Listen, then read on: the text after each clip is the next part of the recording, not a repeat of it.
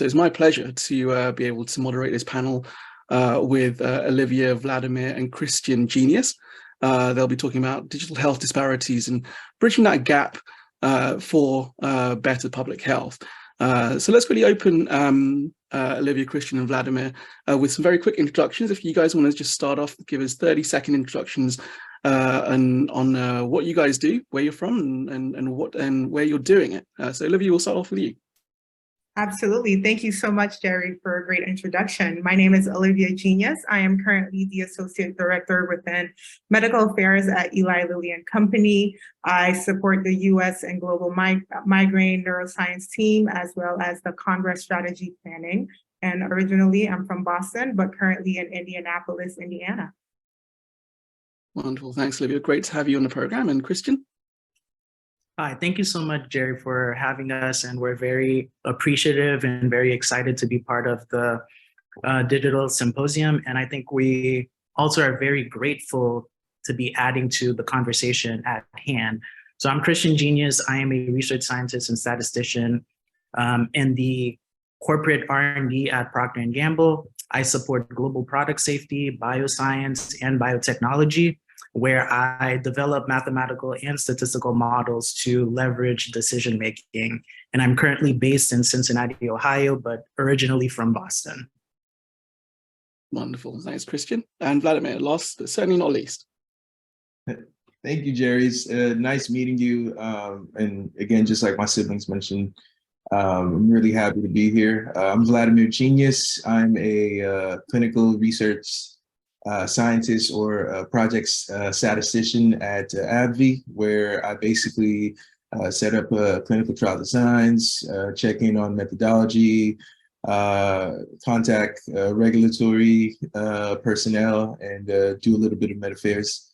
I'm obviously in statistics, so I handle the stats for all of that. So happy to be here. No, wonderful. It's really wonderful to have all three of you here.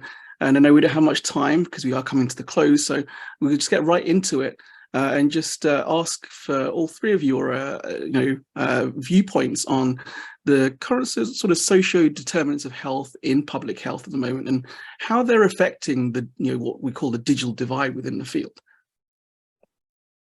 I think I can start with that. Thank you so much for the question, and it's a very important one. And to accurately answer the question, it's very important that we define what social determinants are.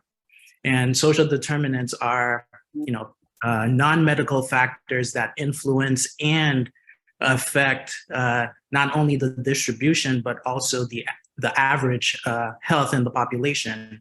And these social determinants are multifaceted, and they encompass political, institutional, cultural factors, physical environment, the socioeconomic and social demographic, as well as your family, work, and social networks. So ultimately, in order to improve population health, public health must, focus on those social determinants. So.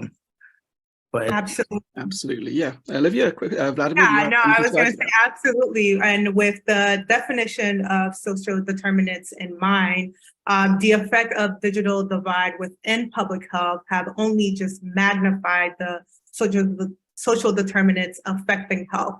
And those same social determinants that impact population health is also reflected as a result of the digital divide, where there exists an inequality in access to internet and technology.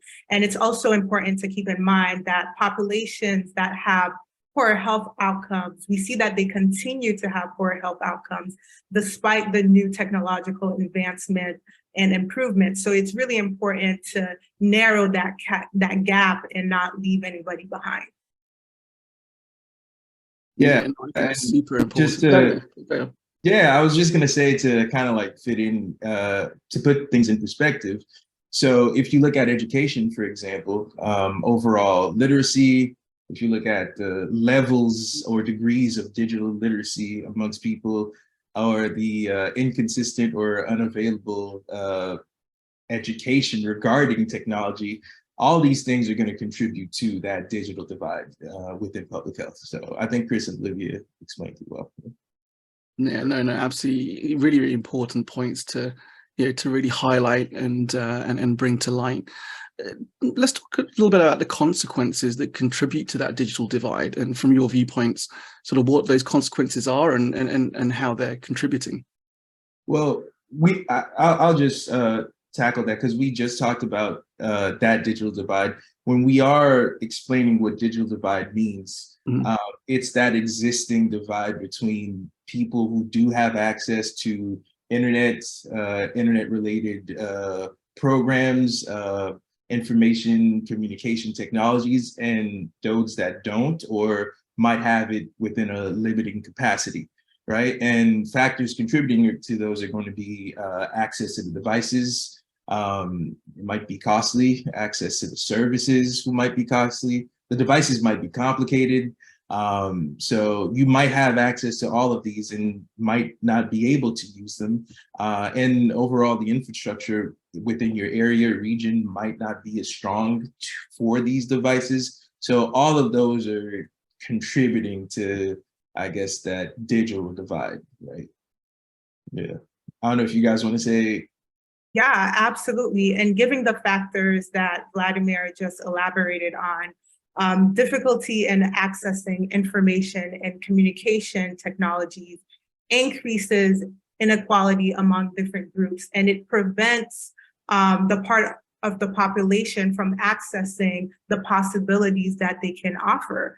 If we take a look, for example, during the COVID-19 lockdown, where we saw many students being essentially forced to transition from in-person learning to remote learning and take online courses, the lack of stable connection and the appropriate devices met for some students were unable to keep up with their classes. And the same occurred with remote workers, where adults who lacked the right tools and even the know-how were also limited in their ability to work as normal.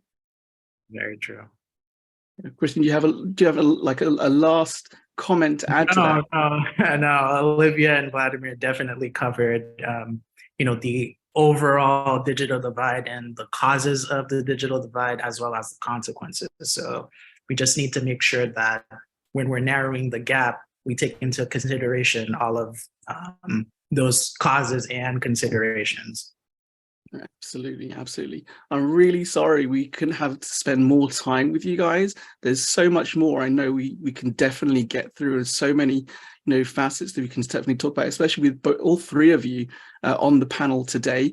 But fear not, Olivia, Christian's, and Vladimir's details are all in the chat if you guys want to continue this really critical conversation with them. And a little bird has told me that they will also be at the November summit as well. So if you want to both hear about the amazing impact that they're making in terms of bridging that gap, you can meet them at the at the summit in November. And you can also see them online if you're unable to make it too. The details for that are also in the chat.